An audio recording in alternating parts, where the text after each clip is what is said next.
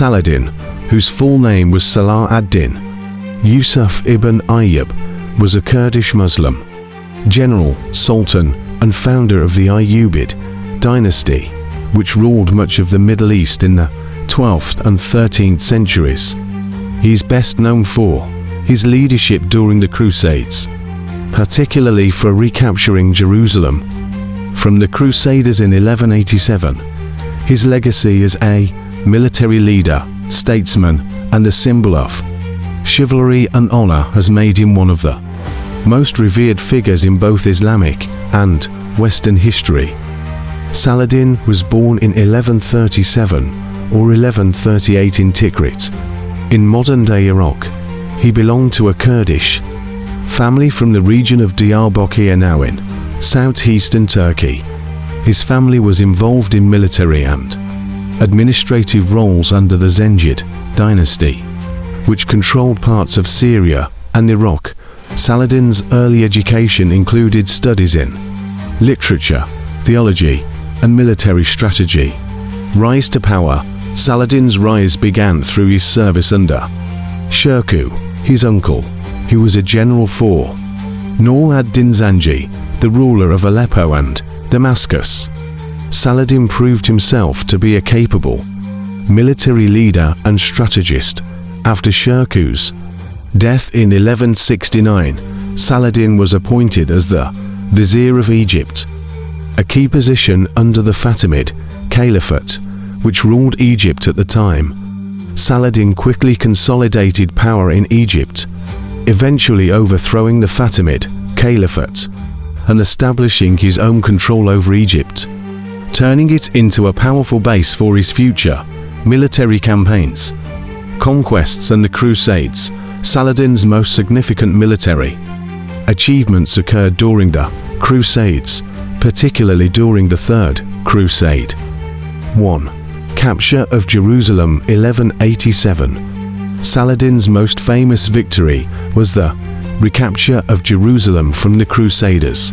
After years of preparation and warfare against the Crusader states in the Levant, Saladin's forces advanced towards Jerusalem in 1187. The Crusaders were weakened, and despite some attempts to negotiate, Saladin laid siege to the city. After several weeks, Jerusalem surrendered to him. Saladin's treatment of the city was notable for its relative leniency. He allowed the Christian residents to leave peacefully, and the city's holy sites were preserved. This contrasts to the Crusaders' massacre of Muslims in Jerusalem during the First Crusade in 1099 earned Saladin a reputation for mercy and fairness. 2. Battle of Hattin 1187. Before capturing Jerusalem, Saladin decisively defeated the Crusader army at the Battle of Hattin, near the Sea of Galilee. The Crusaders were overwhelmed by his forces, and many of their leaders, including the King of Jerusalem, were captured. This battle was a turning point in the Crusader presence in the Holy Land and paved the way for Saladin's successful siege of Jerusalem. 3. Third Crusade and the Siege of Acre 1189–1191. Following the loss of Jerusalem, the Third Crusade was launched by European monarchs, including Richard the Lionheart of England, Philip II of France, and Frederick I Barbarossa of the Holy Roman Empire. Saladin fought against these Crusader kings in a series of battles, including the Siege of Acre, which was a prolonged conflict. Although the Crusaders ultimately captured Acre, Saladin continued to resist them with skillful military tactics. 4. Negotiations and treaty with Richard the Lionheart. After years of fighting, Saladin and Richard the Lionheart reached a truce in 1192. The Treaty of Jaffa ensured that Jerusalem would remain under Muslim control, but Christians would be allowed to visit the city's holy sites freely. This treaty marked the end of the Third Crusade, and Saladin's reputation as a noble and honorable leader was solidified in both Christian and Muslim circles. Governance and legacy. Saladin ruled a vast empire stretching from Egypt to Syria, and he was known for his administrative reforms, efforts to unify the Muslim world, and protection of Islamic culture. His rule was characterized by relative religious tolerance, where Christians and Jews lived under his protection. He also supported the construction of schools, hospitals, and mosques, and he funded the arts and sciences, which helped foster the cultural growth of the Islamic world during his reign. In addition to his military and political achievements, Saladin is remembered for his character and chivalric virtues. He was known for his generosity, piety, and respect for his enemies.